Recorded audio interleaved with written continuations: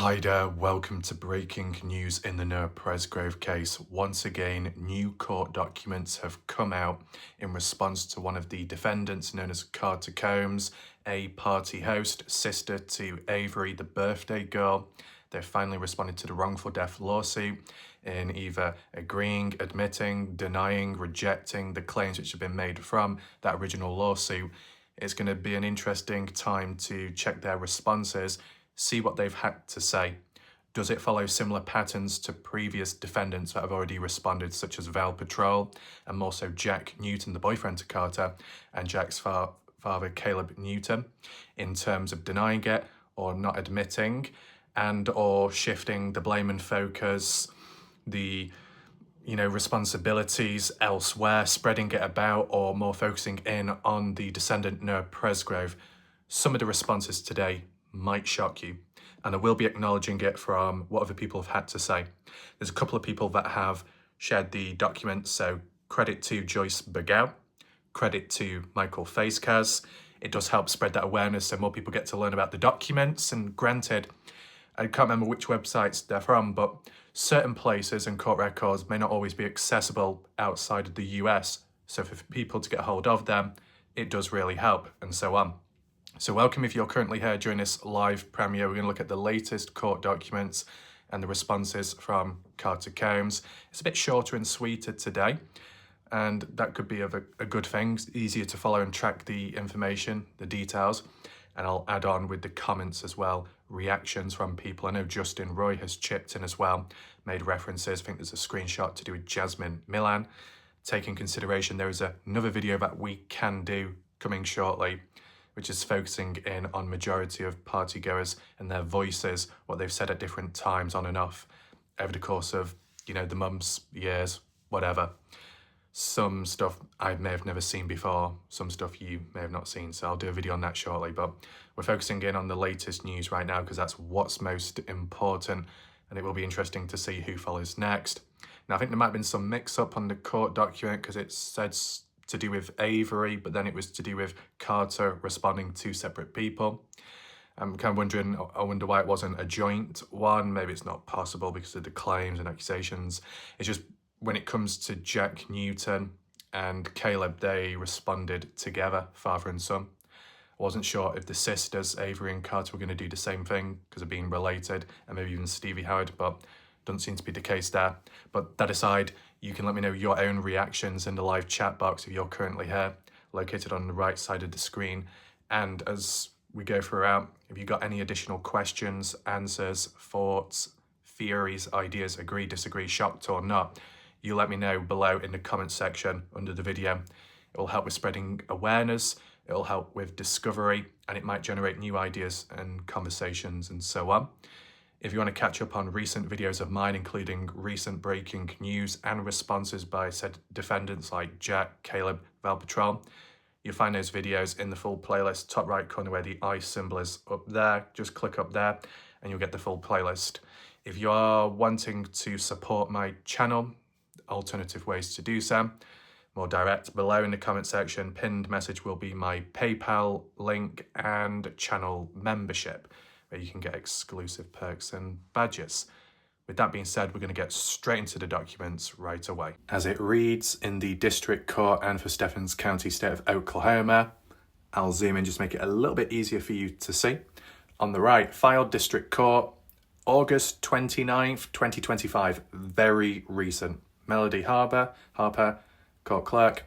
The estate of Noah Nichols, Noah Presgrove, plaintiff, versus Avery Joe Howard. Defendants. Answer of defendant Carter Combs. Two different people, that. So if it's versus Avery, then it should be Avery responding, but it's Carter Combs, the younger sister. So I believe they must have got it mixed up. It should have said estate versus Carter Combs, not Avery. It's a good start already, isn't it? A few mistakes. For her answer to plaintiff's petition, defendant Carter Combs generally and specifically denies each and every allegation set forth in the petition, except as may be specifically admitted in this answer, for each allegation that defendant specifically denies below, defendant demands strict proof thereof. And to be honest, Jack and Caleb also demanded proof as well. So below, for further answer, defendant Carter Combs states as follows. 1. Answering defendant is without knowledge or information sufficient to form a belief as to the truth of the allegations in paragraph 1. Therefore, such allegations are denied. 2. Answering defendant is without knowledge or information sufficient to form a belief as to the truth of the allegations in paragraph 2. Therefore, such allegations are denied. Paragraph 3, admitted. Paragraph 4 through to 10 do not pertain to answering defendant. That's likely because those paragraphs were to do with the other defendants and other people caught up. So, thus, these paragraphs are denied of. 5, paragraph 11, admitted. And I think most people up to now have admitted to that because it's just a general thing. You can always refer back to the wrongful death lawsuit for the clarity. 6, answering defendant without knowledge or information to form belief in regard to the truth of allegations from paragraph 12 to 14, so they're denied. And it's probably just going to follow the same process for most part of it, just like with the other people, as you would expect. Whether someone is guilty or innocent, they're probably going to deny it. Either to protect themselves, to hide something, or to protect themselves because they're truly innocent. And then 7, paragraphs 15 to 20 are denied. 8, answering defendant without knowledge or information in regard to allegations in paragraph 21. Allegations denied. Paragraphs 22 to 25 denied. Answering defendant without knowledge or information in regard to paragraph 26. Such allegations denied. Paragraph 27 is compound and contains legal conclusions, therefore denied. Paragraph 28 denied. 29 contains legal conclusions, denied. 30 denied as to answering. 31 denied. 32 denied, was denied. 19, answering defendant was not a party host.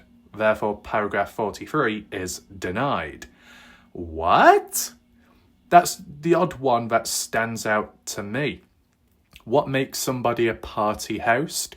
Does it have to be the birthday girl or a birthday boy that organises and hosts their own party?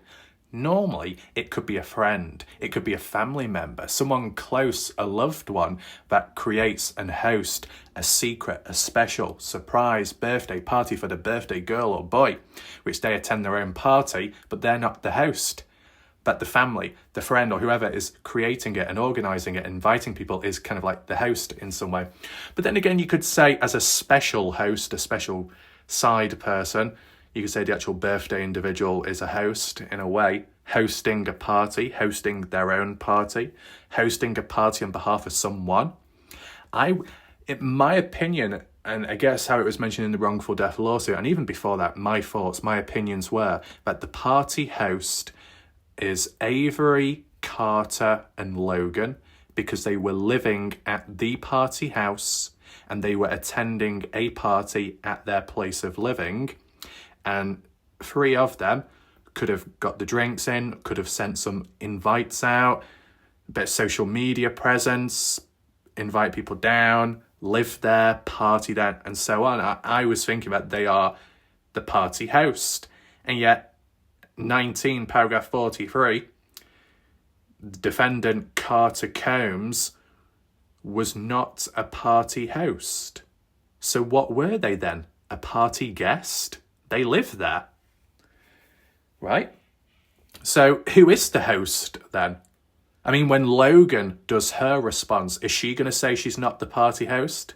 When is Avery going to say she's not the party host? So what, magically no one is the party host then? Now, maybe it's for good reason why it's being denied her, but it just seems, I said, I might not be experienced enough, but in my opinion, it just seems like a bit of a big lie. It could be wrong in some way, but it doesn't sit right. That defendant was not a party host, but they lived there, and You would have thought they may have helped or organised the party, set it up, when it's the sister, younger sister to the bigger sister Avery, and Avery's the birthday girl, the sister looking out for Avery and doing nice things, and not a host? Weird. Paragraph 44 to 47, denied. Paragraph 48 contains legal conclusion, denied.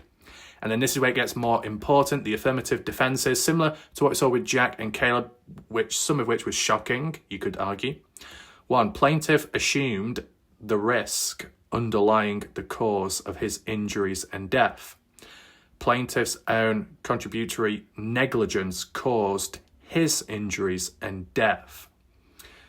Negligence linking with Noah, so what? Own responsibility. Plaintiff was an aggressor. Right, plaintiff as in Noah Presgrove, Noah Nichols. Right. Noah Presgrove assumed the risk underlying the cause of his injuries and death. Assumed. But was Noah Presgrove anticipating death? No. Was Noah Presgrove truly aware of the consequences when you are drunk and not quite there with it? Your head can go. Noah Presgrove owns negligence caused with his injuries and death, similar to what Jack and Caleb were saying. That Noah Presgrove was an aggressor, and any injury from a physical altercation was the result of self-defense or mutual combat. That is very interesting. Noah's injuries and death were the result of superseding intervening causation. Depending what's said on the next few pages, if there is anything else, we might have to go back over it. Number 5, Noah's injuries and death were the result of voluntary intoxication. Now, is it all down to Noah that? Did any partygoers, any defendants ever give Noah alcohol before drunk or after and during? Because I can imagine Noah Presgrove drinking alcohol himself independently, but I'm just wondering if any other partygoers may have, prompted him. Here's a drink, take this, have that, come on. Right, bit of encouragement. Not peer pressure, but maybe just a bit more encouragement. So I think it can't just all fall onto Noah there. But where's the proof and evidence to say somebody else gave Noah a drink? Do you look at touch-based DNA? You wouldn't be able to, because those cans and beer cans and alcohol long gone. Unless there was video footage showing someone handing Noah a drink, you could put an argument across that. 6, Noah's claims for punitive, or the estate of Noah claims for punitive damages are unconstitutionally infirm. Right, therefore, having answered the plaintiff's petition, defendant Carter Combs requests that plaintiff takes nothing by his petition and that defendant Carter Combs be dismissed with cost and for such other and further relief as the court deems proper. Interesting. So, just outright saying, not my problem, not my fault, simple as. And Michael's done a bit of a summary there, so we'll acknowledge that right now whilst we're here. Credit to Michael Facecast for, just sharing thoughts and whatnot. Case update, denials, defences and blame shifting in Noah's case. August 29th, defendant Carter Combs officially filed their answer in court, and as expected, full of denial, finger pointing. Here's what their filing says in plain English. That's appreciated that because when it comes to the documents, the language can be a bit tricky. But they, as in Carter, deny almost every allegation in the lawsuit. That Carter claims Noah's death was caused by his own actions, calling him negligent, an aggressor, and even blaming voluntary intoxication. They argue that the lawsuit should be thrown out entirely. Yeah, I mean, what, thrown out entirely just for them or all defendants on behalf of everyone?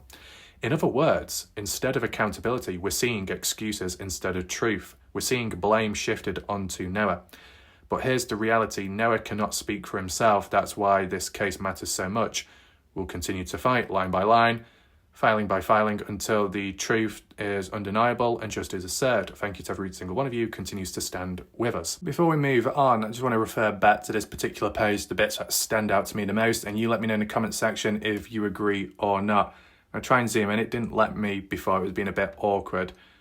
So, where's about do not pertain? Defendant was, there we go. Number 19, answering defendant was not a party host. Do you think that Carter Combs was a party host or not? Can you have more than one host at a party, yes or no?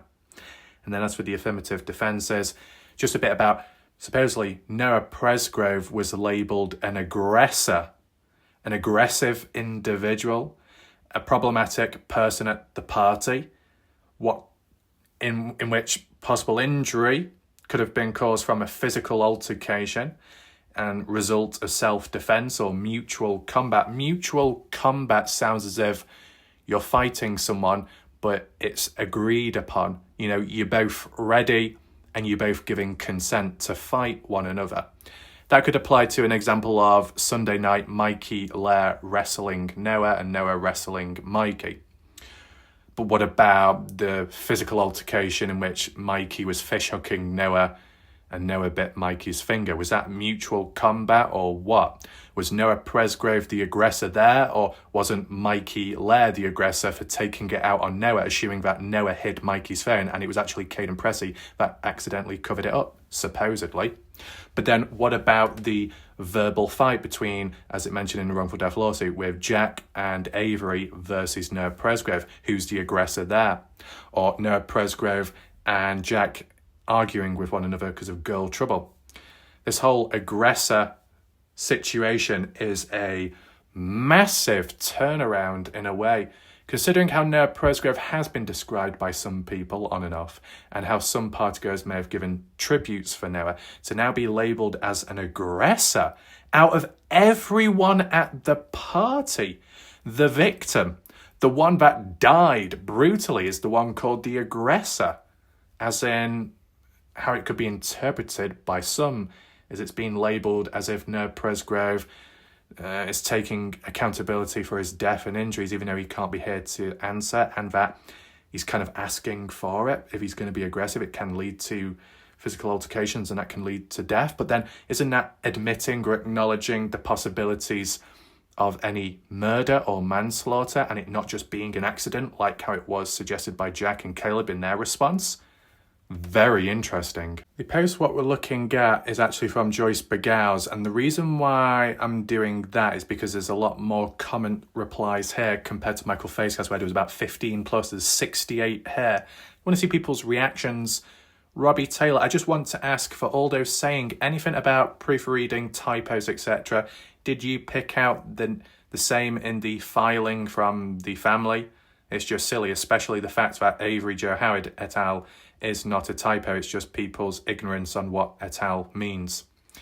I've heard of et al. I can't remember what it actually means, I'll be honest with you, but Siobhan, of course, they said nothing negative about the original lawsuit, even though it has Noah's birthday wrong and several other key things. Yeah, I mean, I can't remember it off the top of my head, but I do remember people critiquing the wrongful death lawsuit, some mistakes made, errors, whether it be spelling, dates, date of birth, without including Noah's last name or something, and so on.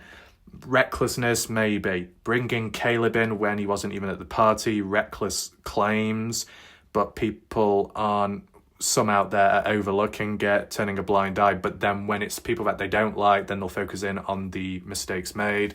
Yeah, it's a bit one-sided, unfortunate. Might as well mention all of the problems instead of just some. Robbie says, hypocrites. Mistakes happen. Typos get missed. It's life. I just find it ironic they're harping on something that wasn't even a mistake or typo. I know I saw some doing that to the family filing. Right, okay. Does no one understand what et al. Means?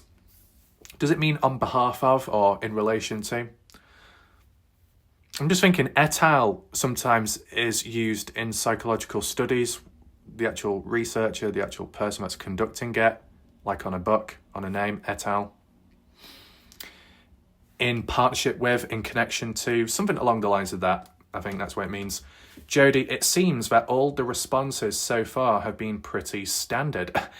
I don't think all the responses have been pretty standard. I think the affirmative defence is a bit different this time around compared to the previous ones because in regard to Carter Combs, the affirmative defence is highlighting superseding intervention for Noah's injuries, as in what, an intervention of another person or other people confronting Noah. But then also including the mention of Noah Presgrove being labelled an aggressor, which links to his injuries, as if because Noah was aggressive or annoying someone, it could have led to an altercation. So it was kind of Noah's fault for that. And with the alcohol too, it's Noah's fault.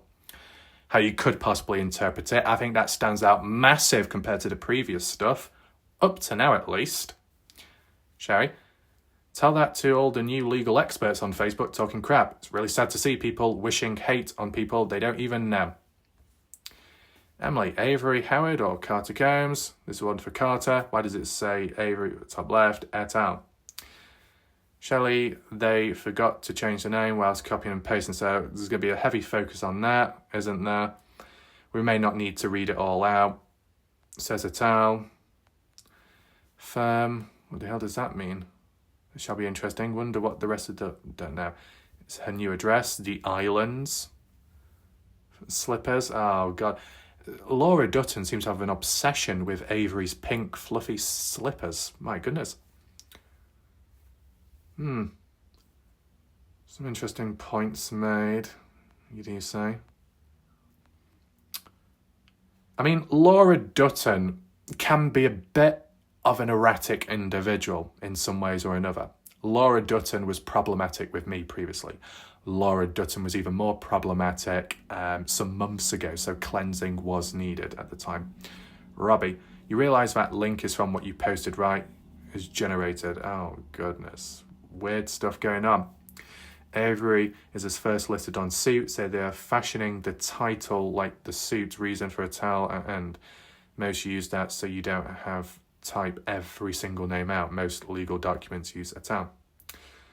Right. I don't remember seeing et al. With Jack and Caleb, but they're not really linked or related to Avery, but whatever. Some random spam. Puzzles. Best social casino. Great. Really interesting. Not. Weird stuff. Oh, God. So more people seem to be more focused on Avery Carter, claiming it's a typo or something's mistaken or so. People are more focused on that. What about the bloody affirmative defence response? What about all that? That's more important, right? It literally says Carter. It does in the main part, yes. It says, yeah, just a shorthand way to list defendants without typing all of the names. Without typing all of the defendants' names, I get that. But how come it didn't mention it that way on the Val Patrol, from what I can remember, or the Jack and Caleb one? It mentioned all defendants' names on those documents. Does it change now? Is it different? Right, we're going back and round and round and round in circles. Do we actually have any important points of relevance? Every one of them is going to give the same responses. Well, not really. It did seem a little bit different this time round. Just as, right, just a lot of words. An affirmative defense. There we go. We actually have an important observation. Let's take a look. Alison says, in the affirmative defense section, how is number 3 and 4 not screaming guilty or show that she had seen a fight occur? Interesting. Because the previous responses have been either admitting or not admitting much at all. And then the mention of accident, right? Jack and affirmative defence, an accident with Noah Presgrove. Unavoidable, accident. And yet this time around with Carter Combs, it's mentioned as Noah is an aggressor. And there was superseding intervention of some sort, a possible fight, conflict, altercation. I think that is pretty big. But what do people say here? I agree. Answers to 3 and 4 sound like that she saw a physical altercation, or just in general an altercation may have occurred. That's not how affirmative defences work. It just means that she reserves the right to argue that if that's where the evidence leads, it doesn't mean she believes that's what happened. It's more like, if that's what happened, it's not my fault. It is interesting about how it's acknowledged as, if it did happen, a supposed event, a supposed claim, but it's not been acknowledged beforehand, because beforehand it was mentioned as if it was an accident, then it was unavoidable. But this time, if it's an aggressive situation, if it's an altercation. Consensus is side-by-side accident didn't injure him but got him dirty enough to need shower. Right, that's why us with no legal experience shouldn't jump to conclusions.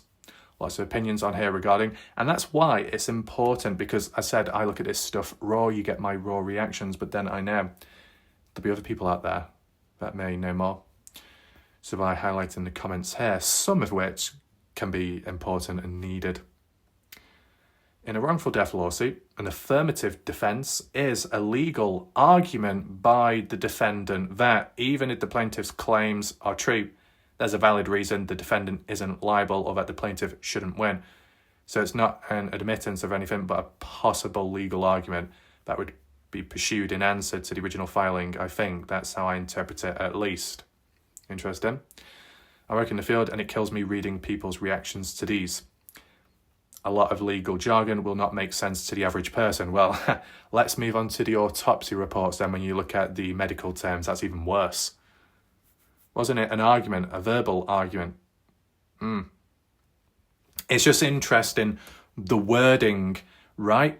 Even if it's just out there as an argument, a what if, a scenario, whatever you want to refer to it as, the fact that it's even being considered, just the word being used, that Noah Presgrove may have been an aggressor. Never seen or heard that ever before. It's different. You know, the description. I'm sure this is what all responses will be. Is that it? It appears to be it. Right, okay then. With that being in mind, I'll just give you my closing thoughts. So, are there any examples, any scenarios in which Noah Presgrove would be considered an aggressor at the party? I mean, the exception on the sideline could be, what about Travis Monson? Just as an example of some kind of aggressor or some kind of negative presence, as like what Caden Pressey has suggested, but what Caden said in his words in that private Facebook conversation messenger is that Travis Monson supposedly picked up girls kind of without their consent, placing them on the countertop and being very rude to them and making all the girls feel uncomfortable. Depending on the presence, an aggressive, intimidating presence, not that it led to really anything after that or death of anyone, but still. Just descriptions and labels of individuals based on what others partygoers have said, like Caden Pressey. That's why I'm making the source there, because I've seen it with my own eyes. But then referring back to Noah Presgrove, because this is what it's all about at the end of the day. The fact that Noah Presgrove is the victim, the fact that Noah Presgrove is the one that ended up dead and brutal injuries, the fact that Noah Presgrove was on the receiving end of being written on, the fact that Noah Presgrove was on the receiving end of being slapped by Shandon, whether he wanted it or not, the fact that Noah Presgrove was on the receiving end of being slapped by Brylan Sweat, in which technically Noah was asking for it, because you could tell by body language and wording. A lot of time, Noah Presgrove on the receiving end of stuff, receiving end of physicality as well, to some extent, whether it's done as a joke, playing around, or a bit more to it. Just like with Mikey Les supposedly fish-hooking Noah. Why does it seem like Noah Presgrove is on the receiving end of everything? And on top of all that, from what Caden said, that Jack flirted with Noah's girlfriend at the time behind Noah's back. So Noah screwed over there as well, betrayed, and still ended up dead. And now the argument or the suggestions are Noah Presgrove possibly being an aggressor, which is linking to his death and injury. Talk about kicking someone when they're already down, literally in the grave as well. It's a very interesting dynamic. Considering that Noah Presgrove by some was regarded as a sweet, kind, positive, popular individual, very athletic, very funny, big prankster, good individual, loved by everyone. Oh, but could he have been an aggressor at the party and with drinking as well? His own choice. Getting riled up. Getting in such a way ways annoyed someone, pisses another person off, and it leads to an altercation or something's gone wrong. Interesting. But without being too emotionally connected, because people would say, considering Noah is the victim and he's on the receiving end of stuff, does he deserve to be even questioned as an aggressor for his own death or injury? Well, you balance it out. Is there any examples or events that show Noah as an aggressor or a starter of an argument or a fight. You could argue and say from what Caden Pressey heard or saw, depending on his sensory perceptions and stuff like that. Caden said past midnight, as in early Sunday morning, witnessed Noah Presgrove starting the argument, yelling at Jack. That it wasn't 50-50, it was Noah yelling at Jack. There was pushing and shoving, and it was aggressive. One-sided or a little bit like give and take, maybe give and take. But it sounds like Noah Presgrove started the argument and was a little bit aggressive, so it could label Noah as an aggressor there. But did it lead to any injuries or death in that moment? No, it was okay. But to say Noah Presgrove was the starter of the argument, the possible aggressive fight, to some extent, yeah, based on what Caden Pressey witnessed. And Justin Roy said Caden had to break the fight up. So you could say Noah Presgrove is the problem there and responsible for that. But was Noah Presgrove entitled to do what he did? Well, based on if it's all true, that Jack flirted with Noah's girlfriend, stabbed in the back, Noah had every right to give a piece of his mind to Jack in the moment. Did Noah deserve death for that, though, that starting of an argument? No. If it's all true, did Jack deserve to be on the receiving end of Noah yelling at him to some extent? Well, yeah. You've been screwed over by someone. You should be allowed to give your thoughts back and say, how you feel, that what their actions have made you feel, and, just to try and resolve it or get it off your chest. But of course, when it starts getting a bit physical, pushing and shoving, it can escalate. And whether it's a death scenario or just an injury, it can happen. So in terms of the start of the argument, the start of the pushing, it could side with Noah Presgrove being the aggressor there, but technically Noah had a reason to be that way. Any other examples? Noah Presgrove and Mikey Lair, just a fight, wrestling, no injuries, no deaths supposedly, and Noah supposedly dominated as well, Mikey. But beside that, that could be considered mutual combat, as it was suggested in the affirmative defence, so there's that. In terms of Sunday night, Mikey fishhooking Noah, because Mikey thinks that Noah's hidden Mikey's phone, but not the case. It was Caden that accidentally did it, but Mikey took it out on Noah, but Noah gave back, as in biting back. Give and take. Was it mutual? Not really. Was Noah the aggressor there? Nope. Mikey was, in a way. When it came to Noah Presgrove and Brylan Sweat with that confrontation, playing about slap, Noah asking for it, kind of not pushing, but like getting Brylan, come on, do it. But then I'm sure Brylan had said at one point, I'll stab you, or I could stab you. Maybe joking again, bit back and forth there. Noah the aggressor, not aggressor, but more of a stirrer, stirring Brylan up to, go on, do it. So there's that. An aggressor in which there's some kind of physical contact. When Shandon slapped Noah, well, Shandon started that. I'm just thinking of for and against arguments and examples. But,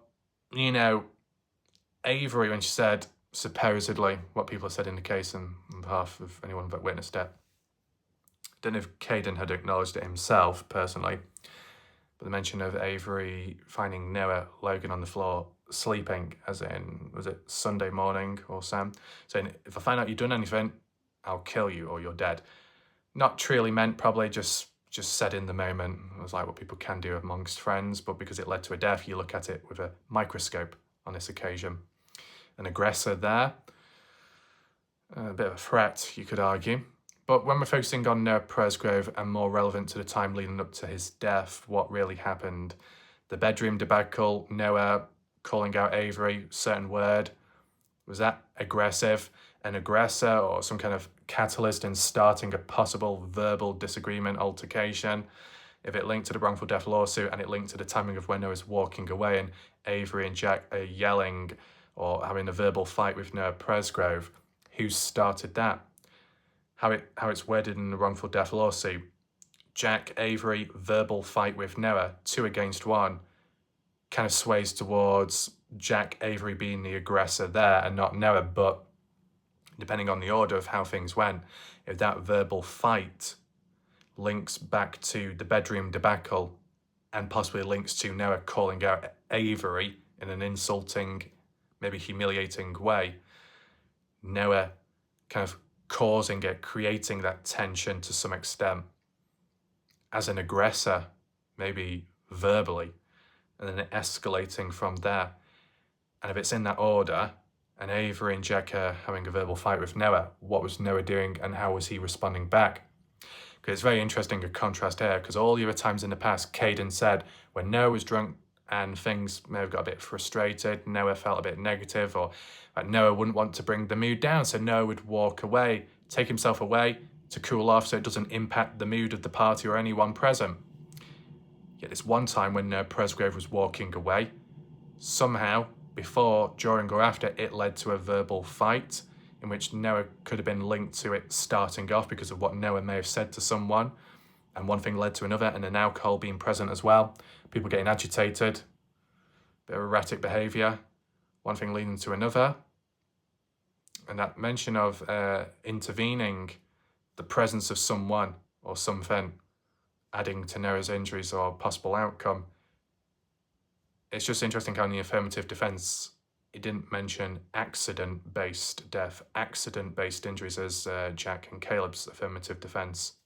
Maybe it's not a big deal, but the mention of a possible altercation, a possible fight, if it had happened, if Noah is responsible for that, if Noah was the aggressor, and if it does link to his injuries, then, we'll have to see how it goes, but it's like indirectly suggesting, bringing back in possible either manslaughter or outright murder, which is something you probably wouldn't be expecting from those people, or just the response in some way from the documents. As I said, just my raw response only. But I didn't see anyone in the comments mention anything about, Carter saying she wasn't a party host. What was she then? Is anyone a party host at this point? It's just a bit weird. I know some were trying to say Jack was a party host, but I would argue and say no, because he didn't live there. He wasn't really hosting the party either. He came on down like a guest, maybe a special guest because of being boyfriend to Carter and Carter the girlfriend. But, you let me know your thoughts down below in the comments section. I think we'll leave it there for now, keep it short and sweet. You let me know if you're shocked or not, and it'll be interesting to see what the future responses follow and the other defendants and what they've got to say. And my final question is, when Stevie's done it, when Logan's done it, when Avery's done it, and Jonah Trout Wilcoxon's done it, what happens to John, Jane, Doe, A to Z? Unknown, unidentified individuals. When they give their response in the documents, will the name be revealed or will they still be anonymous? That's going to be very interesting. That being said, my name's Wallite Raff. I'll see you next time. Goodbye. Good night for now.